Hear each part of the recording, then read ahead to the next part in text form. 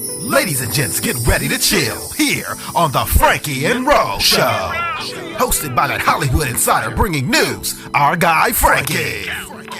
And a diva that's oh so fabulous, Roshell. When it comes to the Franky and Roll Show, get ready for love, life, and entertainment as we get ready to chill and bring you a little candid conversation with relationships, lifestyle, entertainment, and exclusive interviews. So it's time to get this party started on the Franky and Roll Show. Yeah. You know how we do.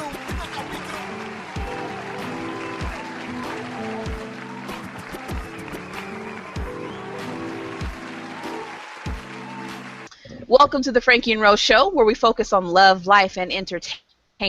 Tonight we are joined by certified relationship coach Stephan Labossiere, who will hang out with me for just a bit to discuss making relationships happier and more fulfilling.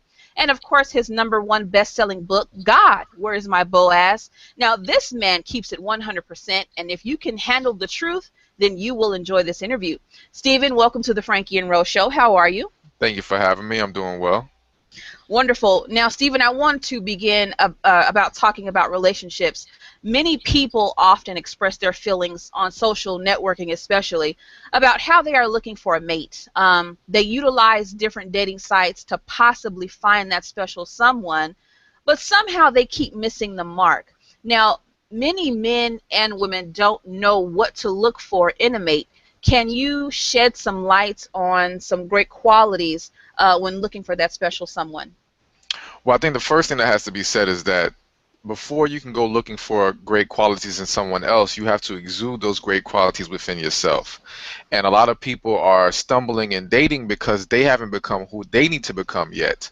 They haven't worked within themselves and they haven't healed from the past. But ultimately, when looking for qualities in others, there should be a willingness to communicate in your partner.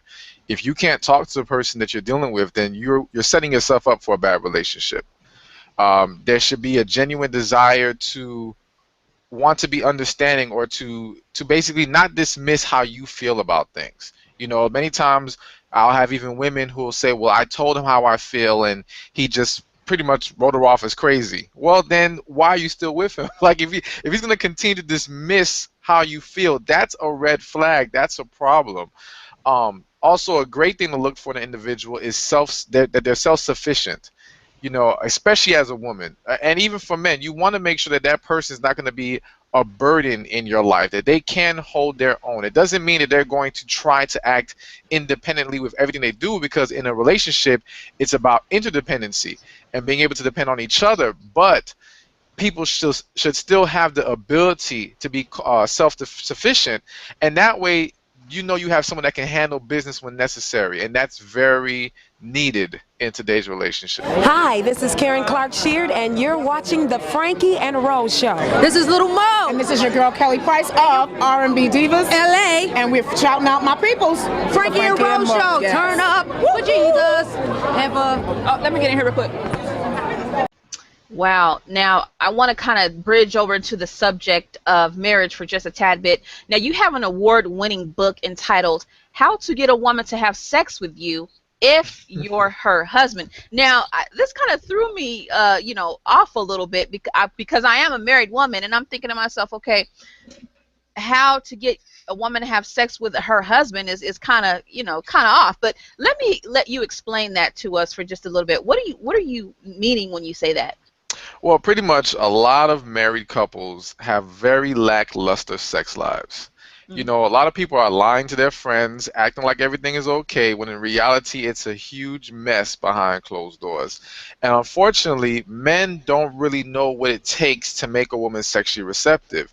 They've been spoiled in the dating phase, where at that time it was much easier to engage. It was much easier for women to be willing to have sex because either one, there wasn't as many distractions yet, you know, because when you're married, it's real life here. You can't play that game anymore. I mean, unless you're living together before marriage, then you're basically emulating a married life. But for those who aren't, they don't realize the extra things that go into it, as well as some women, to be honest, are so anxious to get married that they're not going to let their lack of desire get in the way. They're not going to let a lack of orgasm get in the way of getting that ring and being married. But then once marriage happens, the truth comes out. And now the men have no clue what to do. And to men, typically we see sex as a physical thing. If we're in the mood, we want to do it, let's go. For women, there's a huge emotional and mental component that plays into it. And if you don't understand that, you will not see success in your marriage. So the book is to help explain to men what they don't know about women and sex, what makes them more receptive, because a lot of women feel like, why should I have to tell him? He should already know. He's been with me this many years. How has he not figured it out yet? But unfortunately, he hasn't. So my book steps in and says, here's the information.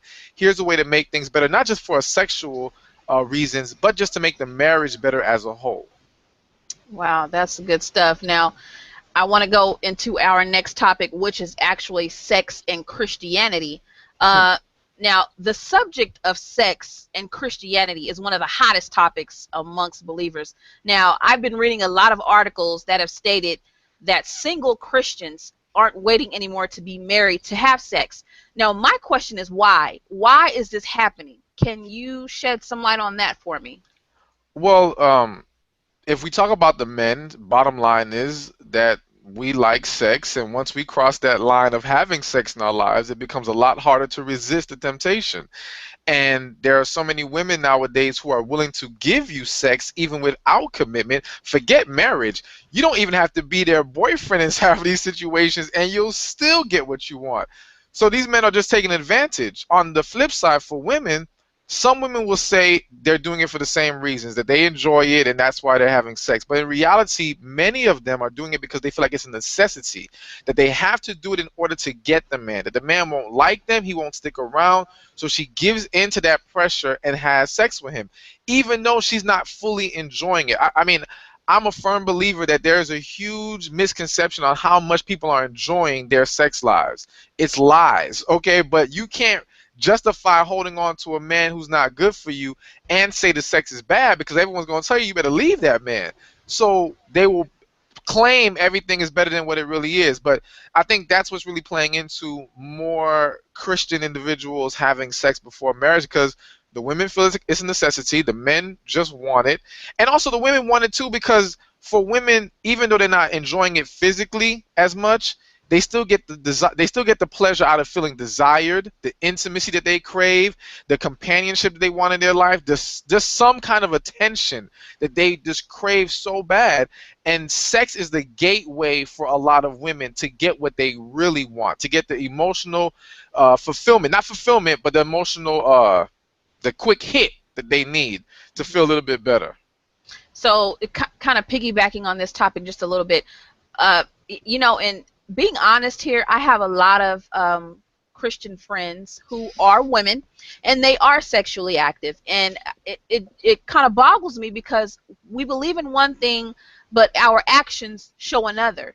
So I guess my question is the reason why they're doing it is because the need to feel, to want it, or to validate that somebody wants them?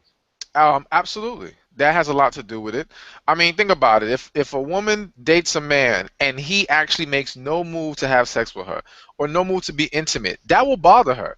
And in a lot of cases, she will now make the move to engage in sex just to show, okay, yeah, he does want me. Like that, like you said, to feel validated, to feel wanted. Everyone wants to feel desired.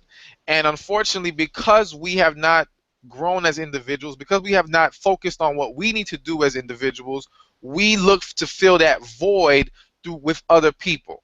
But in reality, what needs to happen in the church, and what needs to happen with all Christians and all people in general, is we need to find our purpose. We need to find ourselves. In doing that, we will not be so quick to entertain situations that are not best for us. But again, when we have voids in our life, we search for anything to help us cope, whether that's drugs, alcohol, food, sex, bad relationships, anything that will help distract us, we will latch on to.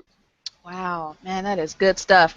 I can't wait to get this out there. Now, I want to shift over just a little bit and discuss finding love, because people seem to have this misunderstanding of what true love is. They have a hard time recognizing what it is. Speaking from a man's point of view, how does a man know that he has found true love, or what does he look for in finding someone that can give him true love? I think a lot of men misunderstand or lack the ability to understand when they have found true love. I mean, for a lot of men, we look at the superficial reasons. Does she cook for us? Is it good sex? Does she show us that she cares about us? We look for a lot of surface things, but in reality, we need to be searching for a deeper connection, because if that connection is not there, this relationship will fail. Now, I will say this: when a man does feel that connection with a woman, he knows it, because it's such a rare experience. See, we can find a lot of women we like. We can even find a lot of women that we can love.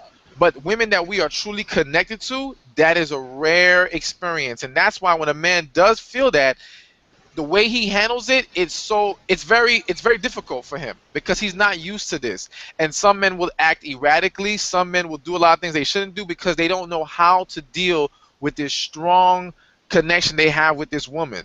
But I think that's, for men, we'll know it. But again, there's a lot of men who will simply say, well, I love her, but he's not really in love with her. He just loves what she provides him, and that's Wow. different. That is different. Wow, that's good. I like that. Now, I want to talk about happiness. Happiness is something that everyone wants, myself included, friends, peers of mine. But I hear people say they just want to be happy in life, and that they want happy relationships, which is something, of course, everybody wants. And you are a man who specializes in helping people fulfill that happiness. What advice do you offer to people who are looking for happiness in life? The advice I would give is, the first step is you have to address your past issues.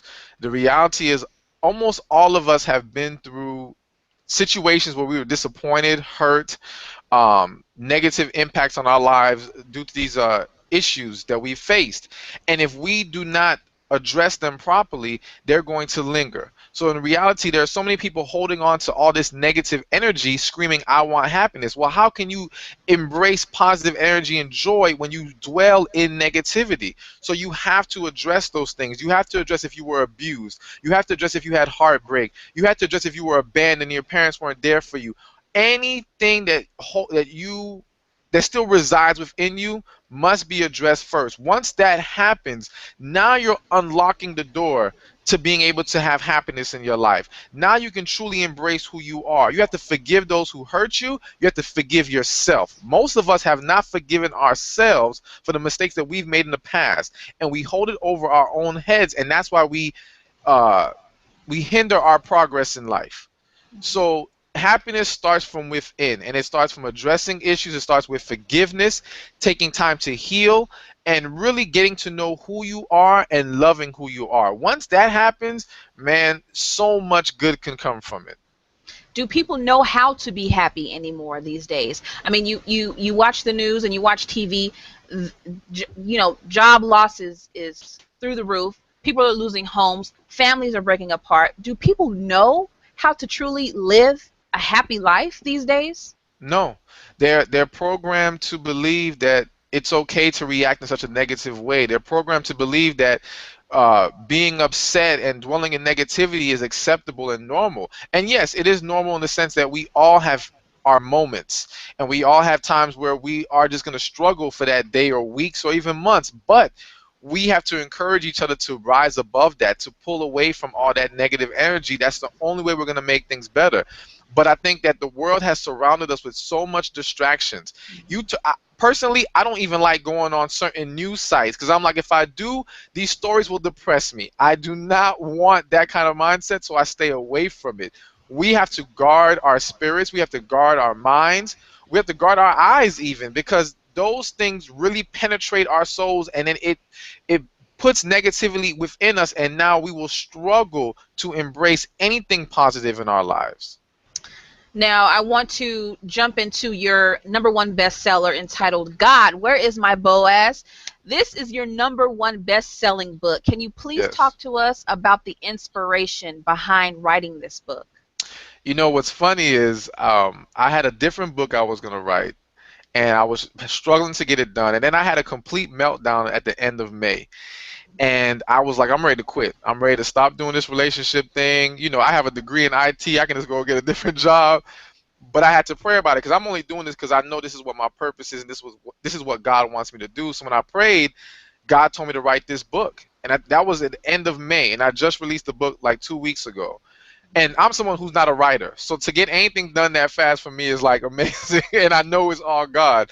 But I think that was the real catalyst that set things off. But at the end of the day, the book is about helping women who are struggling with receiving love in their lives.